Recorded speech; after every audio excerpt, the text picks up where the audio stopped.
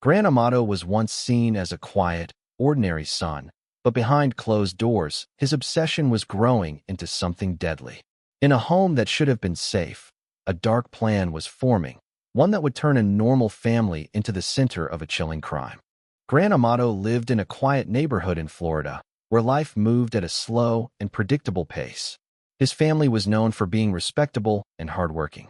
His father was a successful doctor, his mother worked in the medical field, and his brother had a disciplined life in the military. From the outside, Grant appeared to be part of a stable and supportive household. In his younger years, Grant showed promise. He had plans to build a career in healthcare and once worked as a nurse. But over time, things began to change. He struggled to hold on to jobs, often leaving under unclear circumstances. His motivation faded, and he became more withdrawn. Days turned into long nights spent alone in his room, with the glow of a screen becoming his constant companion. His family started noticing small but worrying signs.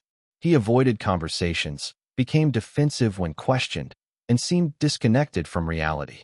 Bills went unpaid, responsibilities were ignored, and tension slowly grew inside the home.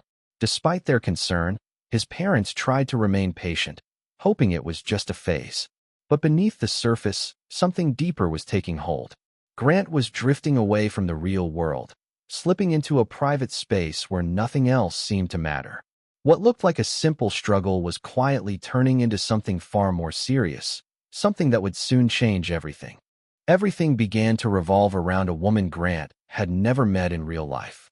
While browsing online late at night, Grant Amato came across a camgirl who quickly captured his full attention. At first, it seemed harmless, just another distraction during his long, lonely hours. But over time, that brief interest turned into a deep fixation.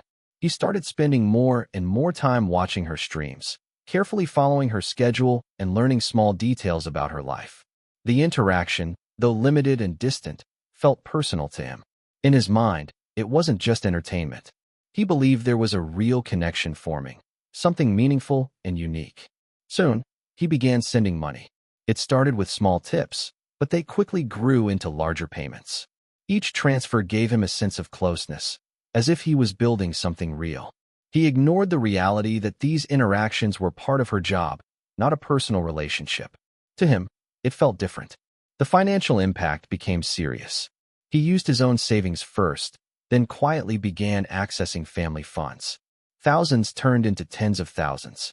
Still, he didn't stop. The more he gave, the more invested he felt. Walking away no longer seemed possible.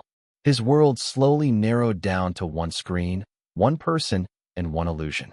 While his family lived just outside his door, trying to understand what was happening, Grant was already too far inside his fantasy to see the damage he was causing. The situation inside the house grew heavier with each passing day. Grant Amato could no longer hide what was happening. Bank statements, missing savings, and unusual transactions exposed the truth. His family realized the scale of the problem, and it terrified them. What they once thought was a simple online habit had turned into a financial and emotional disaster. They confronted him with urgency, demanding answers and insisting that he stop immediately.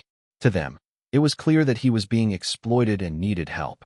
They restricted his access to money, monitored his activities, and tried to bring him back to reality. The house, once calm, became filled with tension and constant pressure. Grant, however, didn't see it the same way. Instead of concern, he felt controlled. Instead of support, he saw interference. In his mind, his family was standing between him and something he believed was real. The more they pushed him to stop, the more determined he became to continue. At one point, he agreed to seek help and entered a treatment program for his behavior. For a brief moment, it seemed like things might improve. But beneath the surface, nothing had truly changed. His thoughts remained fixed on the same obsession. When he returned home, the restrictions were even tighter. His family made it clear that things could not go on like this. But the pressure only built inside him. What they saw as protection, he saw as a final barrier. And that feeling began to grow into something much darker. The house was unusually quiet that night, the kind of silence that often comes before something irreversible. Grant Amato moved through the familiar space with a calm that did not match the storm building inside him. Days of pressure, arguments, and restrictions had pushed him to a point where reason no longer held control. What remained was a single, dangerous focus. Everything that followed appeared deliberate. There was no chaos, no loud struggle that alerted the outside world. The actions were quick, controlled, and carried out in a way that suggested planning rather than impulse. Each step brought him closer to a reality he believed would finally free him from the barriers placed in his way. When it was over, the silence returned, heavier than before. The home that once held routine and comfort was now a scene of something unthinkable. But instead of panic, Grant shifted his attention to what came next. He began trying to erase what had happened, moving through the house to remove traces and create a different story. Small details were adjusted, objects were moved, and an attempt was made to reshape the scene into something less suspicious. But perfection is difficult to achieve under pressure. Subtle mistakes remained, things that could not be fully hidden. By morning, the outside world still had no idea what had taken place inside that home. But beneath the surface, the truth was already waiting, hidden in the smallest details that would soon begin to unravel everything. The discovery of what happened inside the home did not take long to reach authorities. Once investigators stepped in, the quiet scene began to reveal hidden layers. Grant Amato tried to maintain a version of events that would keep suspicion away from him, but the details did not align. Small inconsistencies in his account immediately raised concern. Officers carefully examined the house, documenting everything. At first glance, parts of the scene appeared staged. Certain items were out of place, and the sequence of events described did not match the physical evidence. As detectives looked closer, they began noticing patterns that suggested planning rather than randomness. The investigation quickly expanded beyond the house. Financial records became a key focus. What they uncovered was shocking. Large amounts of money had been transferred over time, far beyond what made sense. These transactions led directly to an online Camgirl, revealing the depth of Grant's hidden life. It became clear that his financial situation was not just unstable, but completely out of control. Digital evidence added another layer. His online activity showed hours of engagement, repeated patterns, and a growing dependency. This was not a short-term mistake, it was a long-term obsession. With every piece of evidence collected, the picture became clearer. The story he tried to present began to fall apart under scrutiny. Investigators no longer saw confusion or coincidence. They saw motive, preparation, and a trail that pointed in one direction, slowly tightening around him as the truth came into focus. As investigators continued building the case, the focus shifted deeper into the mind of Grant Amato. What they uncovered was not just financial recklessness, but a complete psychological attachment that had taken over his thinking. His daily routine revolved around one person on a screen. Hours passed without awareness, and real-life responsibilities no longer held meaning for him. Experts reviewing the case described his behavior as obsessive and detached from reality. He had created a version of life that existed only in his mind, where the connection felt mutual and important. Every payment, every moment spent online, reinforced that illusion. The more he invested, the harder it became to accept the truth. Even after the events inside the house, his focus did not fully shift. Evidence suggested that his thoughts still circled back to the same person, as if nothing else mattered. This revealed something deeper than simple addiction. It showed a complete loss of balance between reality and fantasy. The people around him had tried to intervene, but their efforts came too late. By the time they understood the seriousness, he was already consumed by something they could not control. His sense of right and wrong had blurred, replaced by a single goal that overshadowed everything else. What made the case even more disturbing was how ordinary it began. There were no early signs of violence, no history that predicted such an outcome. It was a slow transformation, one that built quietly over time until it reached a point where there was no turning back.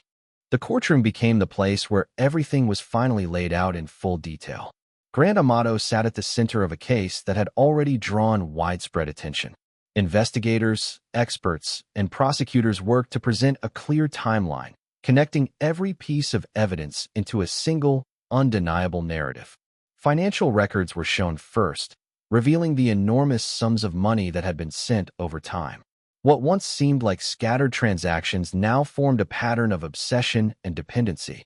Then came the digital evidence, hours of online activity, repeated interactions, and a routine that showed how deeply he had become consumed. Each detail strengthened the argument that his actions were not sudden, but the result of a growing fixation. Forensic findings added even more weight. The condition of the scene, the placement of evidence, and the attempts to alter what had happened all pointed toward careful planning. It became difficult to separate emotion from calculation, as the prosecution emphasized how each step appeared deliberate. The defense attempted to shift focus toward his mental state, suggesting that he was not fully in control of his actions. They highlighted his isolation and the intensity of his obsession. But the level of organization involved made that argument harder to accept. As the trial moved forward, the tension in the courtroom grew. Every detail brought the case closer to its conclusion. By the time both sides had finished, the outcome no longer felt uncertain. The evidence had formed a complete and disturbing picture that left little room for doubt. When the trial finally came to an end, the decision reflected the weight of everything that had been revealed. Grant Amato was found guilty, and the sentence ensured he would spend the rest of his life behind prison walls. The outcome closed the legal process, but it did not erase the impact of what had happened. The case left a lasting impression on everyone who followed it. A family that once lived a quiet and stable life was gone, and the reason behind it felt almost unreal. What started as an online habit had slowly turned into a destructive force, one that grew unnoticed until it was too late. The warning signs were there, but they were not fully understood in time. As people looked back, the story raised difficult questions about isolation, technology, and the power of obsession. It showed how easily someone can lose control when reality begins to blur with illusion.